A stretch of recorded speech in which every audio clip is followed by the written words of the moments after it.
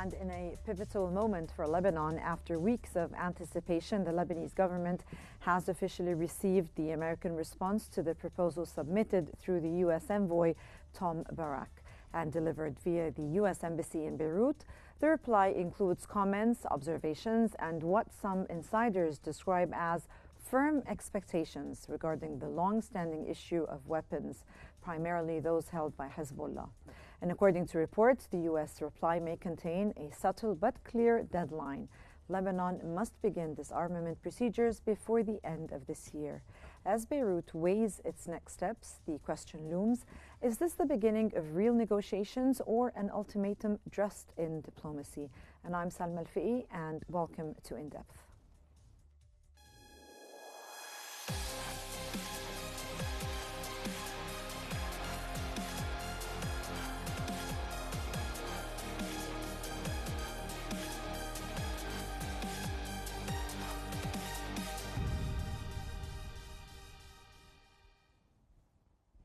Lebanon has received feedback on its response to the American envoy Tom Barak regarding Hezbollah's disarmament. And according to L'Orient today, the U.S. Embassy conveyed ideas in reply to Lebanon's submission of Barak's roadmap, and the exchange of ideas is ongoing. According to the newspaper, the Americans reportedly want the issue of Hezbollah weapons to be resolved by the end of this year. Disarmament remains at the core of the Lebanese and international political debates, especially following the year-long conflict between Hezbollah and Israel. Last week, Barak traveled to Beirut to promote Washington's roadmap for Hezbollah's disarmament. On substance, Washington criticizes the Lebanese document for avoiding key issues. It references only the area south of the Litani River and lacks a clear timetable or roadmap, the newspaper added. Meanwhile, the Lebanese parliament convened today for a questioning session with Nawaf Salam's government as the contentious issue of Hezbollah's disarmament, demanded by both Lebanese authorities and the international community led by the U.S., continues to divide the country. And during the session, the Lebanese forces and the members of parliament, George Adwan, urged the government to set a timetable for Hezbollah's disarmament. Amid Lebanon's deepening crisis, the country has officially received a response delivered via the U.S. Embassy in Beirut to the proposal it had submitted to U.S. envoy Ambassador Thomas Barak. Lebanese officials are now reviewing the comments included in the American reply. Last week, during an official visit to Beirut, Barak was handed a Lebanese document outlining the government's position on a U.S. initiative received the previous month. At the time, he pledged to provide a response before his anticipated return to Lebanon later this month. In statements made ahead of his visit, Barak emphasized the urgent need for Lebanon to transition into a new phase that reflects ongoing regional and international shifts. He warned that without decisive action, particularly regarding Hezbollah's weapon, Lebanon risks falling further under the influence of regional powers. Despite the warning, Barak commended the Lebanese government for its response to the U.S. proposal, which seeks to disarm Hezbollah in exchange for key security guarantees. The plan calls for the group's full disarmament within 4 months, in return for a complete halt to Israeli airstrikes and the withdrawal of Israeli forces from 5 positions they still occupy in southern Lebanon. With these developments underway, the key question now is, what will be the next step for Lebanon? And according to the Times of Israel, Israel's ongoing military strikes in Lebanon send a clear message to Hezbollah. Israeli Defense Minister Israel Katz said, accusing the group of attempting to rebuild its forces in violation of a ceasefire agreement. Earlier, the Israeli military announced it has begun targeting Hezbollah positions in the Beqa region of eastern Lebanon. The Lebanese Health Ministry reported that at least 6 people were injured in the strikes. And Katz added that the airstrikes serve as a clear message to Hezbollah, which is plotting to rebuild its capabilities for an invasion of Israel through the Radwan force, and also to the Lebanese government, which is responsible for upholding the agreement.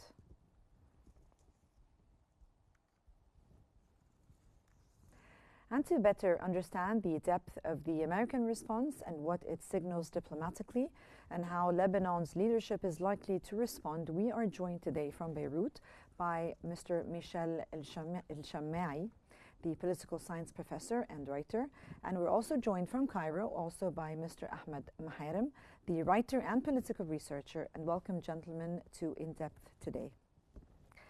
Mr. Michel, how would you characterize the tone and substance of the U.S. response received by Beirut? Thank you for hosting. Good afternoon, everyone. The American response had a very high tone, especially after the announcement of Ambassador Tom Barak that said Lebanon is in front of existential threat, and if it didn't make its mind, it will be outthrown. And from this regard, the American response came as a clear and threat, and we cannot, after that, compromise or forgive of what the international community wants.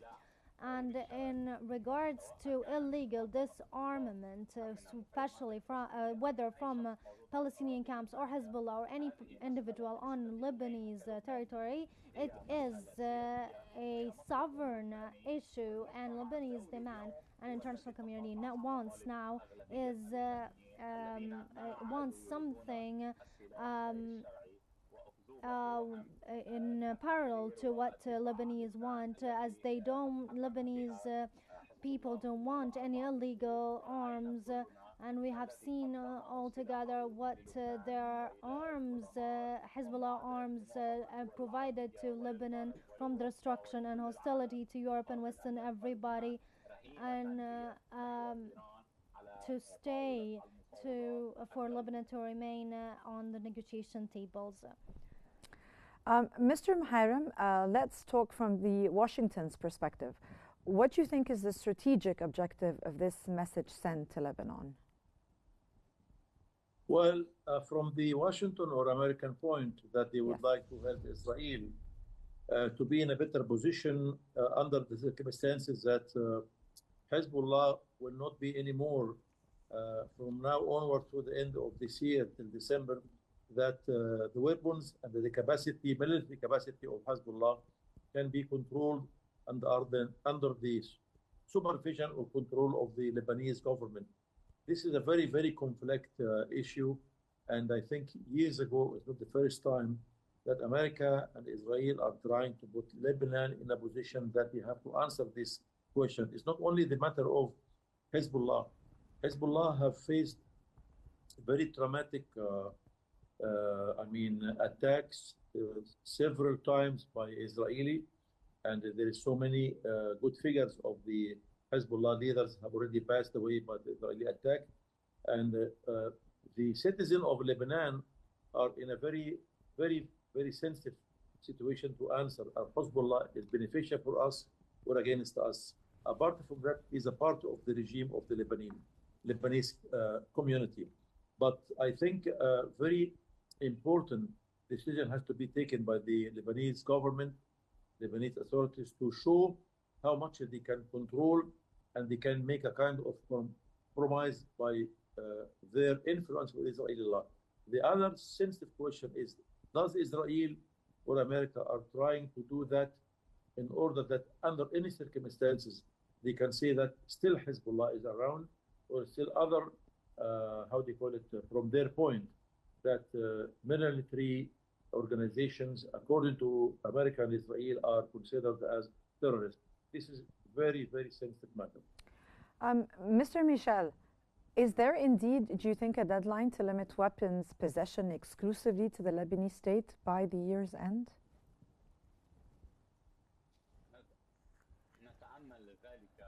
We hope to end this file before the next year, but until now, and from monitoring the circumstances based and observing the statement by the deputy Sheikh Nasser. He doesn't want to surrender his weapons. They are the reason for the existence. Therefore, they are seeking to find a reason for these weapons after the failure of the U.S. Reason, and the U.S. Lebanese file has become an end by the signing of the ceasefire agreement. Therefore, Hezbollah is maximizing the issue of terrorism in order to scare Lebanese people and to find a new urge to keep their weapons. To allegedly defend people. Therefore, Lebanese state has to expedite as much as possible to end this file in order not to go back this extremist way to build the state. Now the state cannot share its sovereignty with another group, another army, unless it will not be a sovereign state. And this condition Lebanon lives in since 1969 till now, and the extremist conditions we live in has fallen down with no going back unless this condition is to be applied by the Lebanese people, and I think they are willing to do this now. And Mr. Muharrem, how are the various political factions in Lebanon, especially Hezbollah, responding to the reported terms? That's a very good question. I think Hezbollah is in a very critical position, that he knows exactly what is the meaning of the end by this December this year, 2025, that they have to show that they already reach a conclusion with the Lebanese government. Still, Iran government has influence to a certain extent with Hezbollah. Thus, from now till the end of this year, another 4 months, Hezbollah will reflect to an answer that will be satisfying to American and Israeli forces power. I assume that this is very untangible question, but let us see if Iranian can do something better for their negotiation with American in order that a peaceful negotiation can be done. I think at that point, Hezbollah will be in a very quiet and peaceful position to deal with the matter. Mr. Michel, do you think Speaker Berry continue to serve as a neutral mediator in the file that actually directly touches Hezbollah's core status?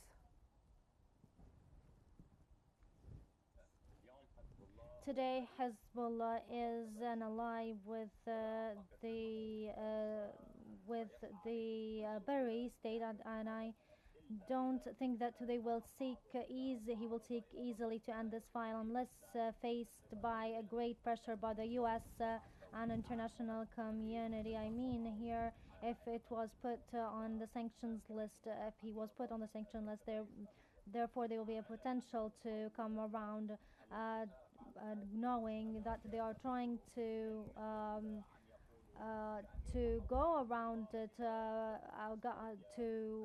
for example, by transferring Hezbollah to an armed group under the control of the Lebanese state, and this is an unacceptable issue. They don't want Hezbollah to be engaged in a Lebanese army unless they engaged willingly by leaving the radical and ideological thoughts behind.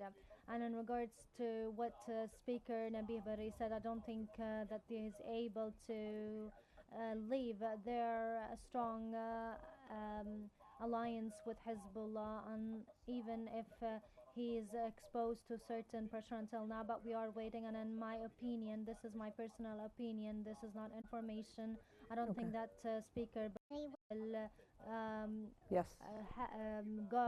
take this step unless sees Hezbollah collapsing in front of his eyes. He may think to go out of his environment. What I mean, Amal movement head by him to leave this group. At the end, he's still a party of this legitimate force. Power. Speaker Nabi Berri is still the parliament speaker, and I think that he will normalize his political trend to stop clashing with the international community. Of of course, in regards to ethnical, geopolitical, and religious ways, they cannot be separated. But I think we'll have a balance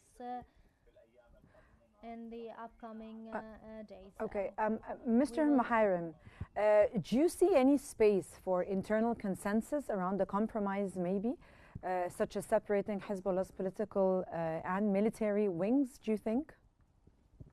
Well, it's very essential that internal decision has to be taken that will be based on how both sides, the Lebanese government and the leaders of Hezbollah, I think for the benefit of Lebanon right now and the future, something can be done to make a kind of compromise to represent or to show the American authority that they are serious to do what they are looking for. I am quite positive that something like that can be happening. Well, Mr. Muharrem, I'm still with you. What do you think are the internal risks does the Lebanese government face if it chooses to comply with or reject the American terms? That's another very quite important question that Lebanese people have some kind of, the number of Lebanese people are living abroad are maybe sometime as a number and the capacity and value or volume, I think they are more than the American, the Lebanese citizens are living in Lebanon. Financially, Lebanon is depending mainly about those people are living abroad. Are they almost all of them, if the local Lebanese people somehow, some of them, good number of them, can be with the government to say, let us go ahead? I wonder how the people are living different countries in Europe, in America, in Africa. This is very critical question because Lebanese are, some of them are living inside Lebanon as land and more number of them are living abroad. If both of them can be doing some kind of compromise, I think the answer will be much better than that. Mr. Michel, how significant do you think was Walid Jumblat's recent statement in reaffirming the Lebanese sovereignty amid the American and the Israeli pressure?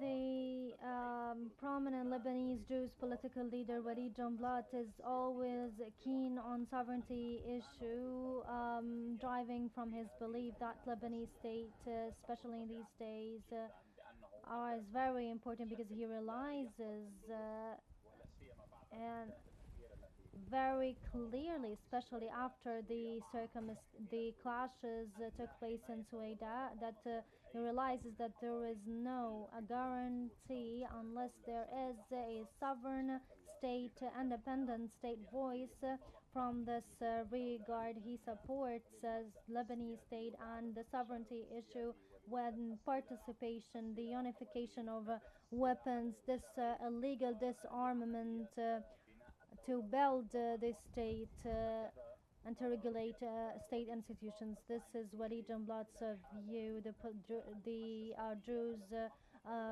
leader. This is the political condition we keen on to reach there. And at the end of the day, he is an ally, and he still, until now, sometimes he had different, slightly different views and stances. We understood his Jews' privacy and background, but at the end, at the result of the Druze events, Walid Jumblat comes more time to states that there is no guarantee for anyone's staying unless by the state sovereignty. Especially he called for a political. He called upon Israeli party to protect Jews, which was failed. This is why he resorted to Lebanese state, and he will be even more successful if he announced his clear stance to join sovereign team for good. Mr. Muharrem, do you think could the failure to meet this end-of-year expectation maybe lead to a shift in the U.S. diplomatic, financial, or military posture towards Lebanon, in your opinion?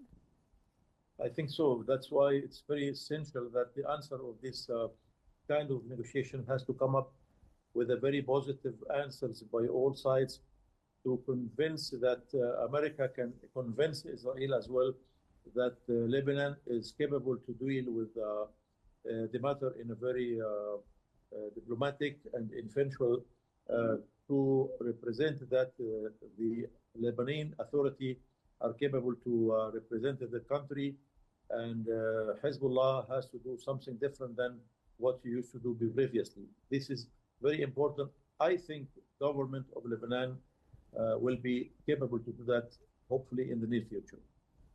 And Mr. Michel, do you think this American reply suggests a shift maybe in the U.S.-Lebanon policy towards more pressure or less patience, do you think?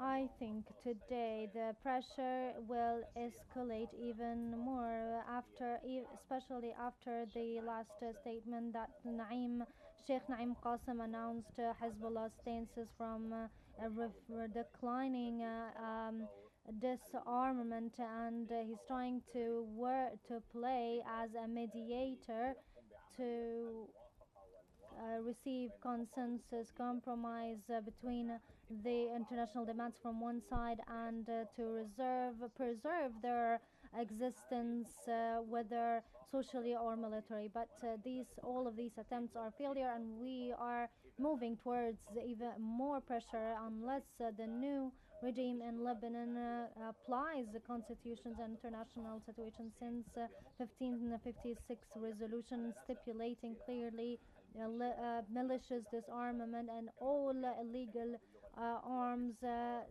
which is disarming and not using arms, even disarming by force if resorted to. And at the end of the year, we will renew the militia forces on Lebanese state, and if the condition continues this state, and if the Lebanese government continue playing in this gray area, that will give more potentials or leverages to Hezbollah from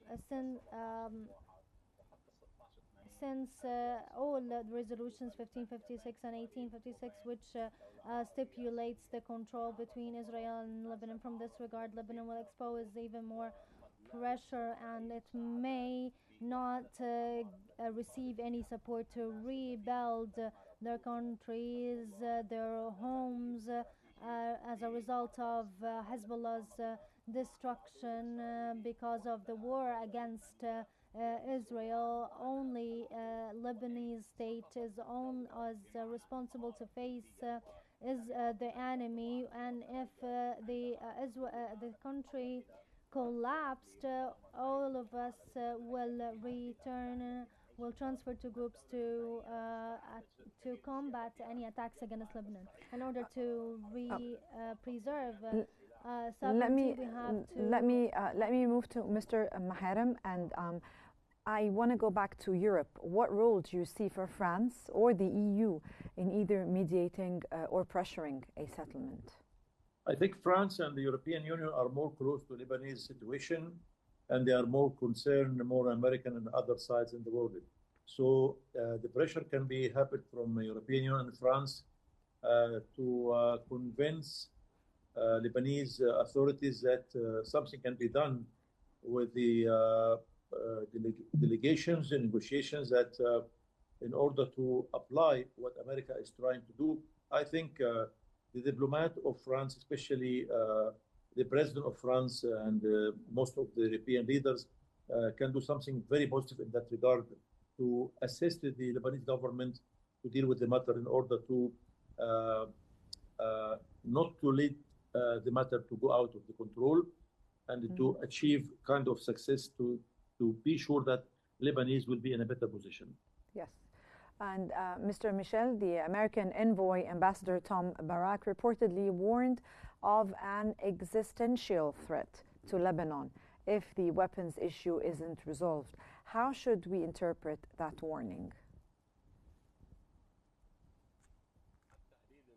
The existential threat referred to by Ambassador Tom Barak means that the Lebanese state will collapse. It means that the support by the U.S. towards some legitimate agencies in Lebanon to be able to uphold will end. This may lead to a complete collapse to the state. Therefore, all the doors will open from Syria on the side or from the Israeli enemy from the other side. This is what Ambassador Thomas Barak warned against, and it gives an implicit message that returning to Levantine country, you know that in history Levantine country or states refers to the Umayyad Empire. So he says to the international community and Lebanese that the era of Shi'i sectarian during all these past years after 2008 has collapsed irreversibly, and he's passing a message to this new Syrian regime, saying or delivering an implicit message that there is no opportunities, especially these opportunities may include Lebanon if they are able to seize international opportunity. But we have to realize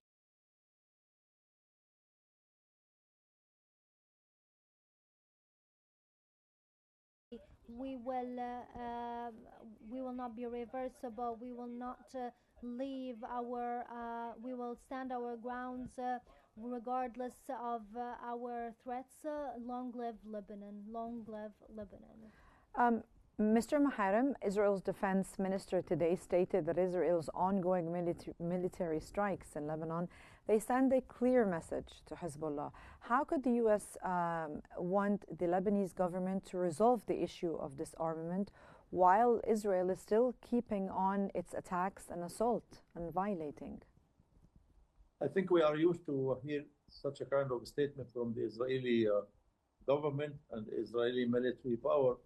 But what's happening in the region, I think it's always encouraging Israel to send such a kind of messages. But I am wondering why the American authority are not in a favor to do something better in order to show the Lebanese government and the Lebanese people how they are care for the future of Lebanese people. But to leave Israel to do is usually as they used to do before. I think it's not fair, and it's not accepted by the Lebanese citizen, Lebanese government, and the region people in the region. So something different has to be done. I think the Israeli government has to think about this kind of message. It is really kind of a silly message. Keep people to think that Israel is trying to show how strong they are, and they are not respecting any kind of negotiation in the region, unfortunately. Yes. And that was Mr. Ahmed Muharrem, the writer and political researcher, and Mr. Michel El-Shammai, the political science professor and writer. And thank you both for your valuable insights and for helping us navigate these complex and rapidly evolving developments. And with that, that concludes today's episode of In Depth, and thank you for joining us. Stay tuned for more updates on Qnews.